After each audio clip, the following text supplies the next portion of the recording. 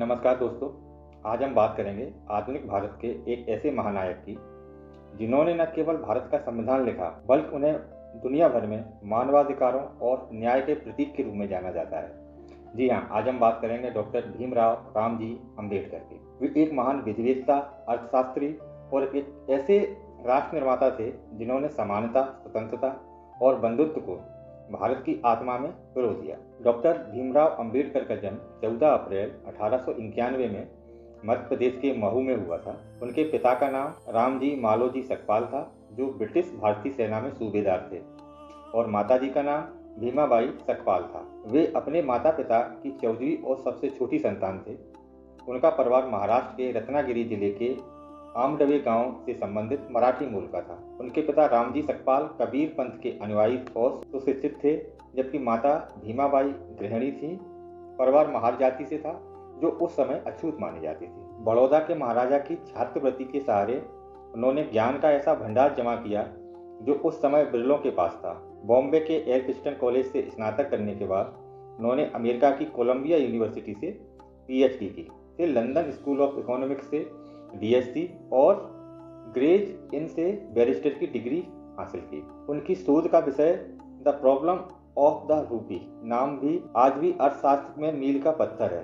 पश्चिम की शिक्षा ने उन्हें लोकतंत्र की गहरी समझ दी। उनका शोध का विषय था the problem of the rupee. Bharat लौटकर बाबा साहब ने देखा कि डिग्रियां समाज को नहीं बदल सकती, इसके लिए संघर्ष की जरूरत है। 20 मार्च 1927 को उन्होंने महार सत्याग्रह का नेतृत्व किया। 1930 के दशक में उन्होंने दलितों को एक राजनीतिक पहचान दी। गोलमेज सम्मेलनों में उन्होंने अछूतों के लिए अलग निर्वाचक मंडल की मांग की, जिसे अंग्रेजों ने मान भी लिया, लेकिन महात्मा गांधी इसके खिलाफ आमरण अनशन पर बैठ गए।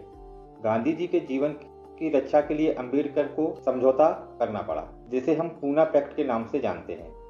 इसके तहत अलग निर्वाचक मंडल तो नहीं मिला, लेकिन दलितों के लिए आरक्षित सीटों की संख्या बढ़ा दी गई। 1947 में आजादी के साथ ही बाबा साहब को संविधान प्रारूप समिति का अध्यक्ष बनाया गया। बीमार होने के बावजूद उन्होंने 18 घंटे काम करके देश का सर्वोच्च कानून तैयार किया। उन्होंने अनुच्छेद 17 के जरिए छुआछूत को खत्म किया और अनुच्छेद 32 को संविधान की आत्मा और हृदय कहा। संविधान सभा में अपने अंतिम भाषण में उन्होंने चेतावनी दी थी, हम एक ऐसे जीवन में प्रवेश कर रहे हैं जहां राजनीति में तो समानता रहेगी, लेकिन सामाजिक और आर्थिक जीवन में असमानता। यदि इस विरोधाभास को दूर नहीं किया गया तो शोषित वर्ग लोकतंत्र के इस ढांचे को ही नष्ट कर देगा। बाबा साहब महिला के अधिकारों के सबसे बड़े पैरोकार थे। बाबा साहब महिलाओं के अधिकारों के सबसे बड़े पैरोकार थे।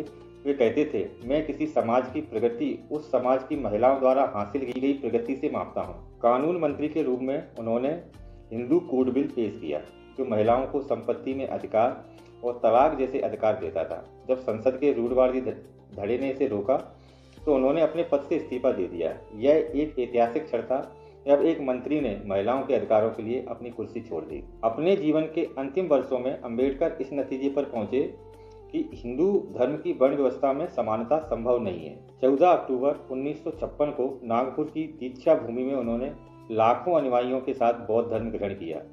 उन्होंने 22 प्रतिज्ञाएं दी, जो पुरानी रूढ़ियों से मुक्ति का संकल्प थी। यह दुनिया का सबसे बड़ा शांतिपूर्ण सामूहिक धर्मांतरण था। उन्होंने बुद्ध के मार्ग को इसलिए चुना क्योंकि वह तर्क, करुणा और समानता पर आधारित था। 6 दिसंबर 1956 को यह महानायक चिर निद्रा में सो गया, लेकिन उनके विचार आज भी जिंदा हैं।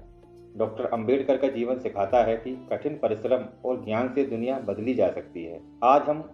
आज जब हम 21वीं सदी के भारत की बात करते हैं तो उनकी संवैधानिक नेतृत्व हमारा मार्गदर्शन करती है। तो आज का ये वीडियो आपको कैसा लगा? अगर वीडियो अच्छा लगा तो चैनल को सब्सक्राइब कीजिए तथा अन्य दोस्तों के साथ शेयर कीजिए। अगली वीडियो में फिर एक नए महान व्यक्ति के बारे में बात करेंगे। तब तक के लिए नमस्कार, धन्यवाद।